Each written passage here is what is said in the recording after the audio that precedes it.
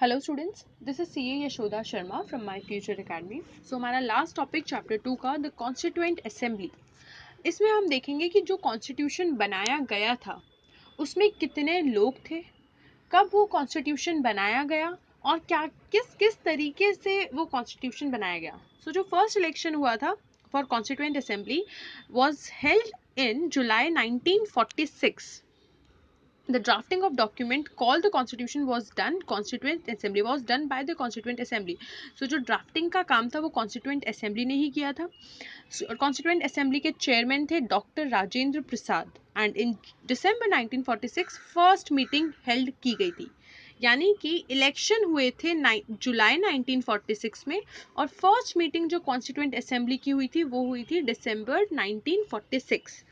Chairman थे doctor Rajendra Prasad. जैसे ही country divide हो गई थी in India and Pakistan, the constituent assembly also got divided. यानी कॉन्स्टिट्यूएंट असेंबली ये इंडिया डिवाइड होने से पहले आप देख सकते हैं यहाँ पे 1946 है और 1947 में जब इंडिया डिवाइड हुआ था उससे पहले तक एक ही था कॉन्स्टिट्यूएंट असेंबली, पर जैसे ही इंडिया और पाकिस्तान का डिवीजन हुआ कॉन्स्टिट्यूएंट असेंबली भी डिवाइडेड हो गई.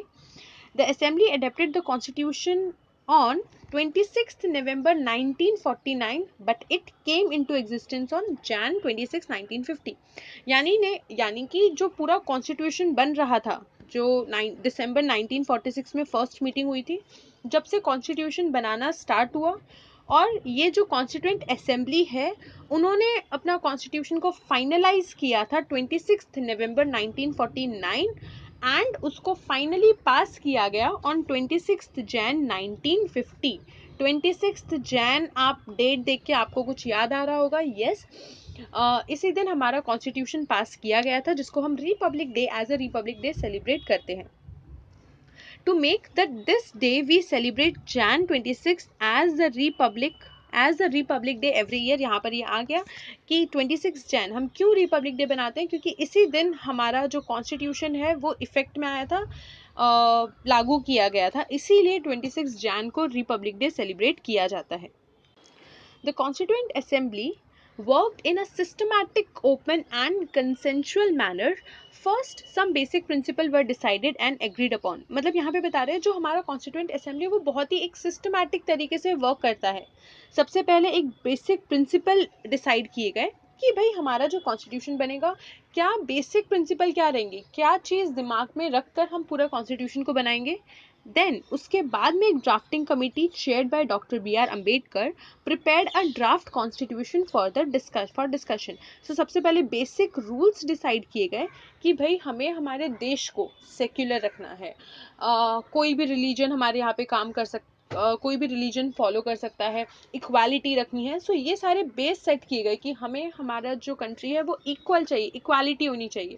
ये सारे बेसिक रूल्स सेट किए गए. उसके बाद में एक ड्राफ्ट बनाया गया and then more than 2000 amendments were considered. मतलब एक बार पूरा ड्राफ्ट बन गया, ड्राफ्ट मतलब एक रफ कॉन्स्टिट्यूशन बना, उसके बाद में अमेंडमेंट्स किए गए, अमेंडमेंट मतलब कुछ चेंजेस किए गए थोड़ा और मोर देन 2000 अमेंडमेंट्स किए गए इनिशियली और फिर उसके बाद इस कॉन्स्टिट्यूशन को पास किया गया.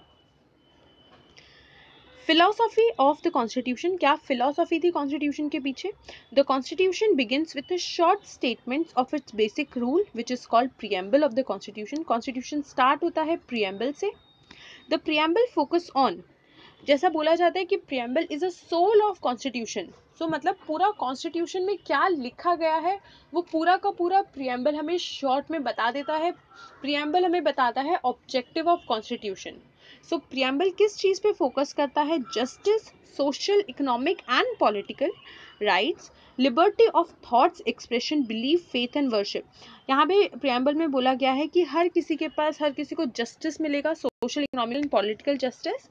हर किसी के पास लिबर्टी है, किस चीज़ की, thoughts, expression, belief, faith and worship. Equality of status and of opportunity, हर किसी को इक्वालिटी दी जाएगी. किस चीज़ की इक्वालिटी, स्टेटस और अपॉर्चुनिटीज़ की इक्वालिटी. ऐसा नहीं जो रिच है उनके पास ज़्यादा अपॉर्चुनिटी रहेगी, जो पुअर है उनके पास कम अपॉर्चुनिटी रहेगी, नहीं, हर किसी के पास इक्वल अपॉर्चुनिटी रहेगी और हर किसी को इक्वल स्टेटस दिया जाएगा. Fraternity assuring the dignity of the individual and the unity and integrity of nation. एक फ्रेटर्निटी है जो कि ये बताती है कि हर एक इंडिविजुअल की डिग्निटी किस तरीके से हम एश्योर करेंगे, and unity and integrity of the nation, किस तरीके से हमें पूरे नेशन के बीच में यूनिटी चाहिए, एकाग्रता चाहिए और इंटीग्रिटी चाहिए बिटवीन द नेशन. सो ये पूरी फिलॉसफी थी behind the making of constitution. So यहाँ पर हमारा चैप्टर खत्म होता है. आप ये नोट्स देखिए और साथ ही साथ आपको पूरे चैप्टर को एक थरो रीडिंग दे दी है. जो भी आपको डाउट्स होंगे वो आपको इधर आप कमेंट कर सकते हैं या फिर आप व्हाट्सएप पे मेरे को पर्सनली सेंड कर सकते हैं.